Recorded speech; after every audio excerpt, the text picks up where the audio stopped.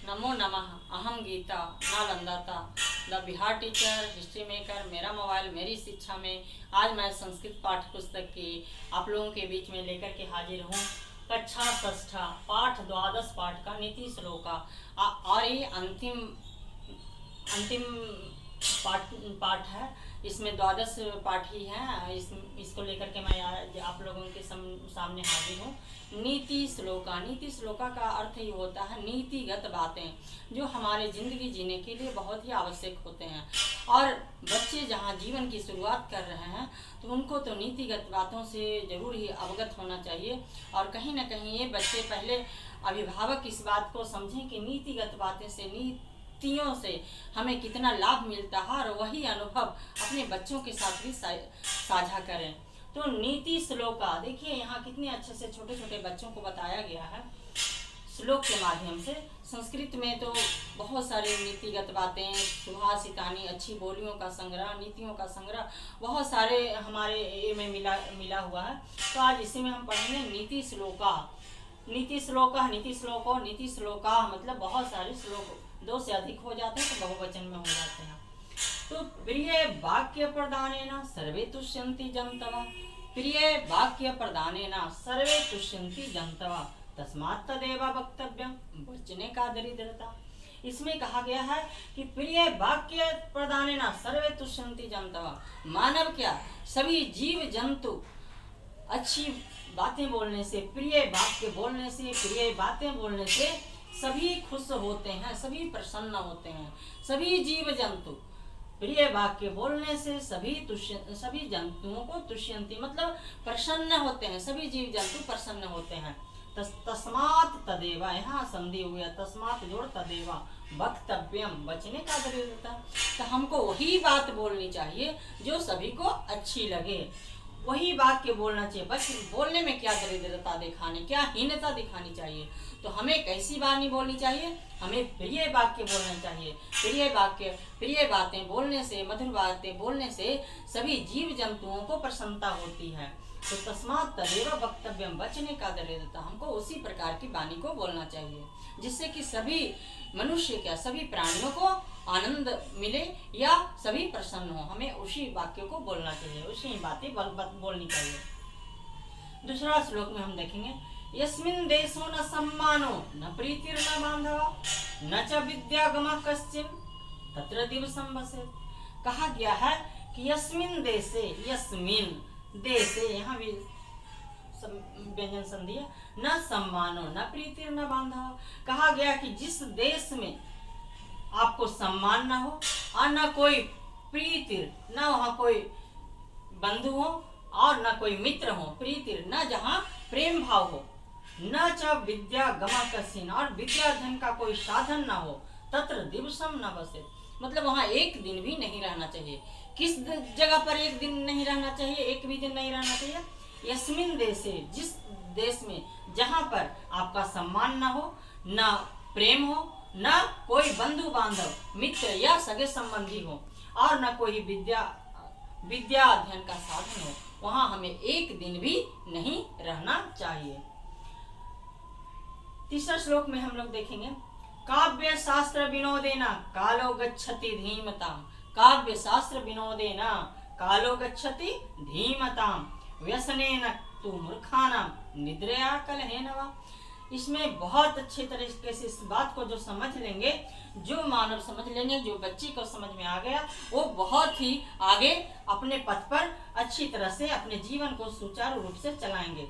काव्य शास्त्र विनोदेना कालो गच्छति धीमताम। कहते हैं काव्य और शास्त्र के विनोदेना मतलब बोलने से, कालो मतलब समय जाता है, धीमताम मैंने बुद्धिमान लोगों को, विद्वान लोगों का समय कैसे गुजरता है, काव्य शास्त्र विनोदेना माने काव्य की अच्छी अच्छी बातें बोलने से, शास्त्रगत बातें बोलने से बुद्धिमान लोग का समय बीतता है। और व्यसनेन तु मूर्खानां निद्रया कलहेन वा, और मूर्ख लोगों का समय कैसे बीतता है, व्यसन में। व्यसन मतलब जितनी भी बुराइयां हैं उसमें बीतेगा, या निद्रया या नींद में बीतेगा, या कलह करने में बीतेगा। तो अच्छी सज्जन लोग होते हैं जो बुद्धिमान लोग होते हैं, जो विद्वान लोग होते हैं, उनका समय जो होता है अच्छे कर्म में बीतता है, अच्छी अच्छी बातें कहने में, नीतिगत बातें कहते में, शास्त्रगत बातें में बीतता है, शास्त्रगत नीति परक बातें जो होती हैं उनमें बीतता है।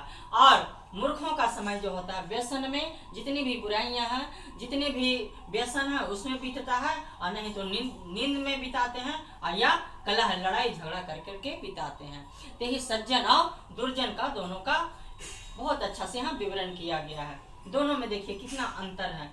अगर सज्जन हैं तो उनका समय अच्छी अच्छी बातें में बीतेगा, और जो मूर्ख हैं उनका ये सभी में व्यसन में बीतेगा, नहीं तो नींद में बीतेगा, नहीं तो अपनी समय को कलह करके बिता देंगे। अब आते हैं चौथे श्लोक में। आलसस्य कुतो विद्या, अविद्यस्य कुतो धनम, अधनस्य कुतो मित्रम, अमित्रस्य कुतः सुखम।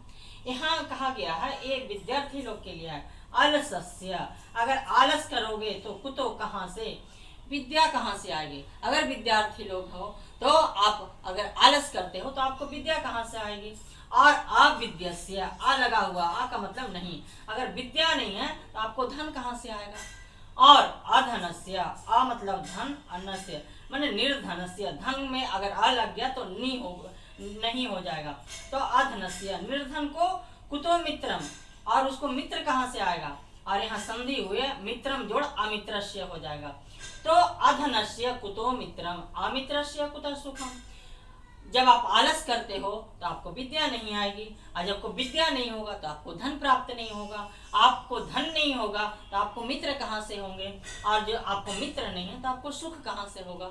इसमें कहा गया है कि अगर आप आलस छोड़ते हो और विद्या अर्जन करते हो तो आपको धन भी मिलता है, विद्या अर्जन के बाद आपको धन मिलता है, और धन मिलेगा तभी आपको मित्र मिलेंगे, मित्र या सगे संबंधी परिवार मिलेंगे, और उसमें मित्र और परिवार रहेंगे तभी आपको सुख भी मिलेगा। अगर ये सब नहीं मिलेंगे, मित्र नहीं मिलेंगे, धन नहीं मिलेगा, विद्या नहीं मिलेंगे, तो आपका जीवन ही व्यर्थ हो जाता है, आपका जीवन का कोई उद्देश्य या कोई मतलब ही नहीं रह गया है। तो एक बार फिर से देखते हैं, आलस्य कुतो विद्या, आलसी लोग को विद्या कहाँ से आएगी, और जब विद्या नहीं आएगी तो आपको धन कहाँ से मिलेगी, आपको धन नहीं रहेगा तो मित्र कहाँ से मिलेंगे, और मित्र नहीं है तो आपको सुख कहाँ है, सुख तो है ही नहीं, आपका जीवन ही नीरस है।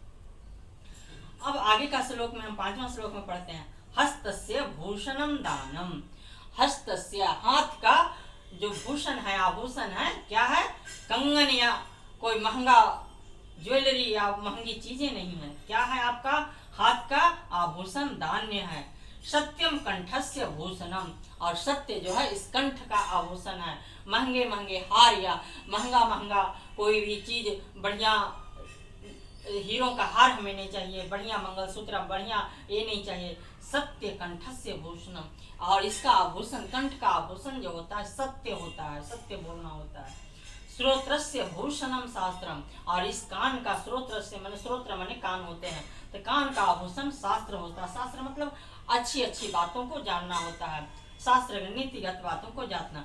आभूषण है किम प्रयोजनम, अगर आपके पास बहुत सारा आभूषण है, बहुत सारे आपके पास हीरे जवाहरात हैं, बहुत सारा ज्वेलरी है, तो उसका क्या प्रयोजन। जब आपके पास अगर दान करने की प्रवृत्ति नहीं है, सत्य बोलने की प्रवृत्ति नहीं है, और अच्छी बातें सुनने की प्रवृत्ति आप में नहीं है, तो आभूषण का कोई प्रयोजन ही नहीं है मानव जीवन में। मानव जीवन में सच्ची आभूषण होता है, हाथ का आभूषण दान होता है, कंठ का आभूषण सत्य बोलना होता है, और सुनने का यानी कान का आभूषण अच्छी अच्छी बातें, शास्त्रगत बातें सुनने का है। भूषण किम प्रयोजनम, और आभूषण का तो कोई प्रयोजन ही नहीं है, वो तो मात्र दिखावा मात्र है। तो हमें दिखावा ना करके हमें अपने जीवन को सार्थक बनाने के लिए हमें ये सब बातों को पालन करना होगा। हस्तस्य भूषणम दानम, सत्यम कंठस्य भूषणम, श्रोत्रस्य भूषणम शास्त्रम, भूषण किम प्रयोजनम, और हाथ का आभूषण हमें दान होना चाहिए, कंठ का आभूषण सत्य को आचरण करना चाहिए, और अच्छी गत बातें सुनने में हमारे सुनने का जो प्रक्रिया है, जिस कान हमको भगवान दिए हैं, तो हम अच्छी अच्छी बातें सुनने में, नीतिगत बातें सुनने में और उसको आचरण करने में लगाएं। और आभूषण का तो यहाँ कोई प्रयोजन ही नहीं है। तो बच्चों और सभी यहाँ जो इस वीडियो को देख रहे हैं, सुन रहे हैं, उन सबसे मेरा यही निवेदन है कि इतनी अच्छी अच्छी नीतिगत बातें हैं, इनको आप अपने जीवन में आचरण में ला करके अपने जीवन को बहुत अच्छे तरह से आप अपने जीवन को सार्थक बना सकते हैं। और ये 6ठी क्लास की पाठ्य पुस्तक की अंतिम पाठ था और आगे मैं प्रश्न उत्तर लेकर के हाजिर होंगी। और आशा ही नहीं, हमको पूर्ण विश्वास है कि आप इस वीडियो को अच्छी तरह से देखे होंगे और अच्छी तरह से मेरी बातों को, अगर कोई भी बात अच्छी लगी होगी तो उसको बहुत अपने जीवन में उतारें और उसको फॉलो करें। आगे मैं प्रश्न उत्तर लेकर के हाजिर रहूँगी। तब तक के लिए धन्यवाद।